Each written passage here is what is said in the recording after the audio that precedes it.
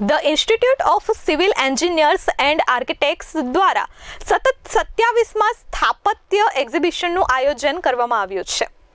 આગામી તારીખ 7 ફેબ્રુઆરીથી 10 ફેબ્રુઆરી દરમિયાન આ આયોજન કરવામાં આવ્યું છે। આ એક્ઝિબિશનમાં બિલ્ડિંગ, કન્સ્ટ્રક્શન, આર્કિટેક્ચર અને ઇન્ટિરિયરને લગતી ઇનોવેટિવ પ્રોડક્ટનું વિશાળ પ્રદર્શન રાખવામાં આવ્યું છે, જેમાં 60થી વધુ સુરત તેમજ સુરતની બહારની કંપનીઓએ ભાગ લીધો છે, જેમાં ઘર તેમજ બિલ્ડિંગ બનાવવા માટેની તમામ વસ્તુઓ પ્રદર્શિત કરવામાં આવશે। આ અંગે સંસ્થાના પ્રમુખ કમલેશભાઈ વૈષ્ણવે જણાવ્યું હતું કે આ પ્રદર્શનમાં કોઈ પણ વ્યક્તિ વિનામૂલ્યે રજીસ્ટ્રેશન કરી પ્રવેશ કરી શકશે। આ સાથે તેઓએ ગુજરાત રાજ્યના તમામ architects, civil engineers, structural engineers તથા શહેરીજનોને પ્રદર્શનની મુલાકાત લેવા આમંત્રણ પાઠવ્યું છે।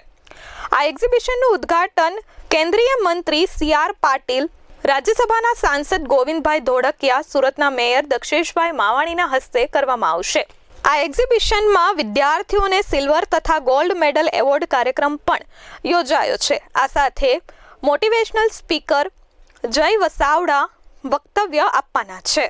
આ એક્ઝિબિશન દરમિયાન ટેકનિકલ સેમિનારના ભાગરૂપે આનંદાની મલ્લી ગવડ, જે લેકમેન ઓફ ઇન્ડિયાથી પ્રસિદ્ધ છે, તેઓ ecological restoration of water bodies of India પર ટેકનિકલ સેમિનાર પ્રસ્તુત કરવાના છે।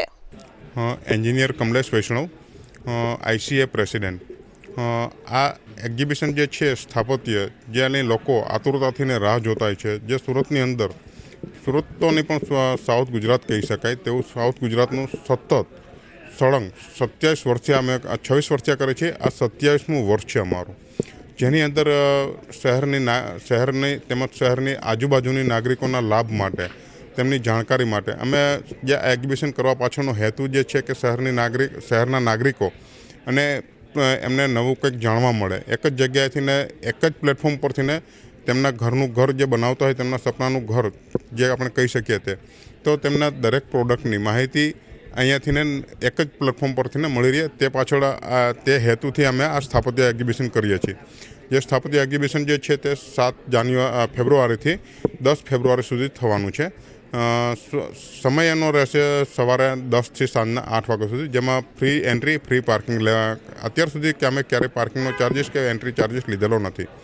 તેમજ જે પ્રોડક્ટની આપણે વાત કરીએ તો લગભગ એમ કહી શકાય કે જે બિલ્ડિંગ મટીરિયલને રિલેટેડ જે કંઈ નવી ઇનોવેટિવ પ્રોડક્ટો જે માર્કેટમાં આવતી હોય તે સૌ પ્રથમ જે પાર્ટિસિપેટો પણ રાહ જોતા હોય છે, કંપની પણ રાહ જોતી હોય છે કે સ્થાપત્ય ક્યારે થાય અને અમે એનું ક્યારે લોન્ચિંગ કરીએ।